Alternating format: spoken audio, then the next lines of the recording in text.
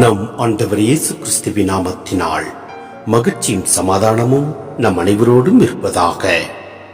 பாருக் 4:21 23 மற்றும் 27 29 முடிய.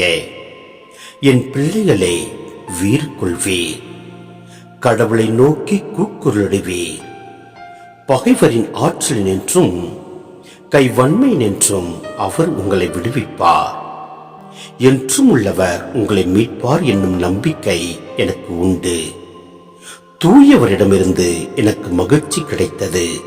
ஏனெனில் என்றும் உள்ள உங்கள் மீட்பர் விரைவில் உங்களுக்கு இரக்கம் காட்டுவார்.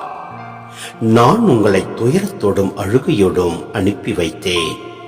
கடவுளோ முடிவில்லா மகிழ்ச்சியோடும் அக்களிப்போடும் உங்களை மீண்டும் என்னிடம் அழைத்து வருவார். என் மக்களே, வீறு கொள்வீர், கடவுளை நோக்கி கூக்குரலிடுவீர். இத்துயரங்களை உங்கள் மீது அனுப்பி வைத்தவர் உங்களை நினைவு கூர்வார். கடவுளை விட்டு அகன்று செல்வதில் முன்பு நீங்கள் முனைந்து நின்றீர்கள். அதைவிட பன்மடங்கு ஆர்வத்துடன் அவரை தேடும் பொருட்டு இப்பொழுது அவரிடம் திரும்பி வாருங்கள். ஏனெனில் இக்கேடுகளை உங்கள் மீது வர செய்தவரே உங்களுக்கு முடிவில்லா மகிழ்ச்சியையும் மீட்பையும் அருள்வார்.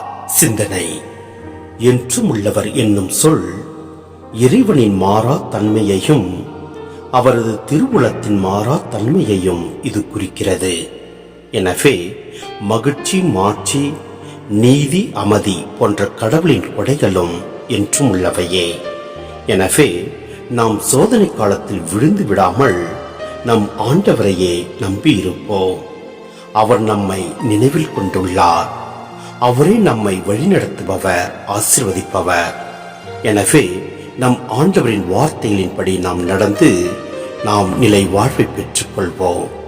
எல்லாம் வல்ல இறைவன் நம்மை நிறைவாய் ஆசீர்வதிப்பார். ஆமென்.